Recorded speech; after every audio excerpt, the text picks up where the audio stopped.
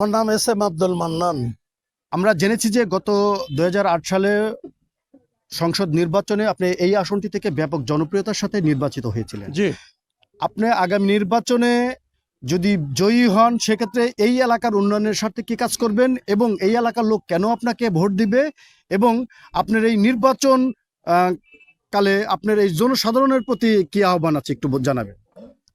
বিসমিল্লাহির রহমানির রহিম। আপনি সুন্দর প্রশ্ন করেছেন।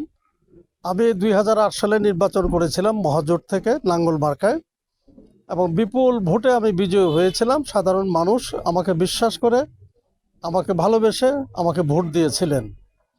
আমি কিছু ওয়াদা করেছিলাম সেই নির্বাচনের সময় যে আমি যদি নির্বাচিত হই আমি আপনাদের জন্য এই কাজগুলো করব, এবং আল্লাহর অশেষ রহমত যে আমি 5 বছরে তা সম্পূর্ণভাবে পূর্ণ করতে পেরেছি।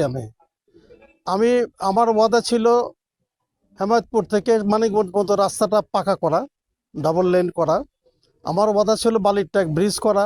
আমার ওয়াদা ছিল রাস্তাঘাট যেগুলো কাঁচা আছে সেগুলো পাকা করে দেওয়া, আফসোখালী ব্রিজ করা, এবং আমি হাটিপাড়াতে 18 কিলোমিটার পাকা রাস্তা পাকা করে দিয়েছি। এবং মানিকগঞ্জের সাথে আমাদের একটা ডাইরেক্ট যোগাযোগ এখন হয়েছে। 8টা বেলি ব্রিজ ছিল, বেলি ব্রিজগুলো ভেঙে আমি এগুলো সব পাকা করে দিয়েছি। আমি 5 বছরে যতটুকু ওয়াদা করেছিলাম সেটা আমি পূর্ণ করে গেছি বলে আমি আশা করি আর কি।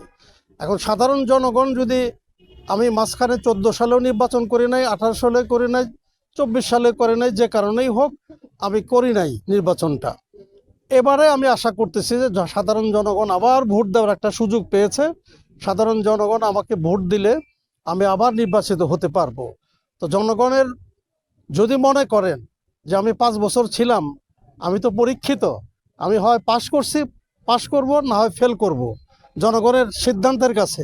আর জনগণ যদি মনে করে যে হ্যাঁ উনি ভালো লোক, আমি চাইব মার্কাতে না, দলকেও না, নেতাকে, যে ক্যান্ডিডেট তার যোগ্যতার ভিত্তিতে যেন নির্বাচনটা হয়, এটা আমি জনগণের কাছে আশা করব। জনগণ যদি মনে করে যে মানুষ সে 5 বছরে যথেষ্ট করে গেছেন, ওনাকে আবার দরকার, তাহলে দয়া করে ভোটটা আমাকে দেবেন। এই আশা নিয়েই আমি কিন্তু নির্বাচনে আসছি। এবং আমি আশা করি জনগণ স্বতঃস্ফূর্তভাবে 8 সালে যেভাবে দিয়েছিলেন তার চেয়েও বিপুলভাবে আমাকে এবার জয় করবে বলে আমার আশা।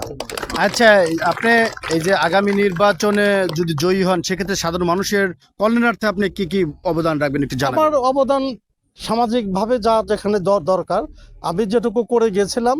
এরপরে এখন বর্তমানে যেসব প্রয়োজন আছে আমি সবই জানি, সেগুলো আমার ইস্তেহার আছে, ইস্তেহারে আমি দিয়ে দিয়েছি সব কিছু। ইনশাল্লাহ আগামীতে যদি নির্বাচিত হই বাকি কাজগুলো আমি সমাধান করে দিয়ে যাব। জনগণের পাশে থেকে জনগণের সেবা করব। আমার নিজের চাওয়া পাওয়ার কিছু নাই। আলহামদুলিল্লাহ, আল্লাহ পাক যথেষ্ট সম্মান, ইজ্জত, অর্থ, সম্পদ যাই দিয়েছেন, শুকর আলহামদুলিল্লাহ। আমি রাজনীতি করে পয়সা কামাতে চাই না। আমি চাই আমার এই সাধারণ মানুষের মুখে হাসি ফুটাইতে, সাধারণ মানুষের কল্যাণে যদি আমি কিছু করে যেতে পারি, এটা আমি বলি আমার একটা আবাদত। আমি এটাকে, এই রাজনীতিটা একটা আবাদত হিসেবে নিয়েছি আমি, যে মানুষের সেবা করা একটা আবাদত। আমি সেই আবাদত হিসেবেই আগামীতে নির্বাচিত হলে আমি মানুষের পাশে থেকে মানুষের উন্নয়নে যা কিছু করা দরকার আমি সব কিছু ইনশাল্লাহ আমি করব। কারণ আমার সময়ে কোনো চাঁদাবাজি ছিল না, কোনো ধরনের দালালি ছিল না, কোনো ধরনের অসন্তোষ ছিল না, চুরি ডাকাতি ছিল না। এবং ইনশাল্লাহ আগামীতে আবার আসলে আবারও মানুষ শান্তিতে থাকতে পারবে, সুখে থাকতে পারবে। ধন্যবাদ। আপনারা জেনেছেন যে জনাব আব্দুল মান্নান গত নির্বাচনে উনি ব্যাপক জনপ্রিয়তার সাথে এই আসনটি থেকে কিন্তু উনি নির্বাচিত হয়েছিলেন। আগামী নির্বাচনে ঠিক সেরকমই এই এলাকার সাধারণ ভোটাররা ব্যাপক উৎসাহের সাথে লাঙ্গল প্রতীকে ভোট দিবেন এই আশা ব্যক্ত করেছেন এবং উনি জানিয়েছেন যে উনির জীবনের চাওয়া পাওয়ার কিছু নেই, সাধারণ মানুষের সেবা করে জীবনটা অতিবাহিত করতে চান। এমনটি জানিয়েছেন মানিকগঞ্জ 2 আসনের জামিরতা এলাকা থেকে পথসভা থেকে আব্দুল মান্নান। সাইদুর রহমান, এশিয়ান টেলিভিশন।